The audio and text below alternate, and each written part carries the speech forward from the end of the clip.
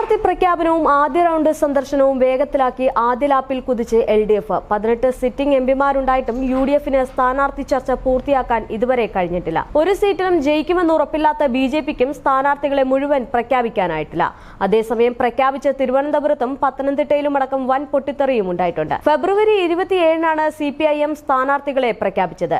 CPIM-ഉം കേരള കോൺഗ്രസ് എമ്മും സ്ഥാനാർത്ഥികളെ നേരത്തെ തന്നെ പ്രഖ്യാപിച്ചിരുന്നു. CPIM പൊളിറ്റ് ബ്യൂറോ അംഗങ്ങൾ മുതൽ സംസ്ഥാനത്തെ കമ്മിറ്റി അംഗങ്ങൾ വരെയുള്ളവരും മന്ത്രിമാരും മുൻ മന്ത്രിമാരും എംപിമാരും മുൻ എംപിമാരും MLA-മാരും മുൻ MLA-മാരും അധ്യാപകരും കലാപ്രവർത്തകരും അടക്കം പരിചയസമ്പന്നരായ കരുത്തുറ്റ നിരയാണ് LDF അവതരിപ്പിച്ചിട്ടുള്ളത്. സ്ഥാനാർത്ഥികളെ പ്രഖ്യാപിച്ച നിമിഷം മുതൽ റോഡ് ഷോ അടക്കം നടത്തി രംഗത്തിറങ്ങിയ സ്ഥാനാർത്ഥികൾ പ്രമുഖരെ കണ്ട് സ്ഥാപനങ്ങൾ സന്ദർശിച്ചും മണ്ഡലങ്ങളിൽ സജീവമായിട്ടുണ്ട്. ബഹുഭൂരിപക്ഷം മണ്ഡലങ്ങളിലും UDF എംപിമാരുണ്ടായിട്ടും അവരുടെ സാന്നിധ്യമില്ലായ്മയും വികസന പങ്കാളിത്തമില്ലാത്തതും നിർണായക ഘട്ടങ്ങളിൽ പാർലമെന്റിലെടുത്ത ജനവിരുദ്ധ നിലപാടും ചർച്ചയാണ്.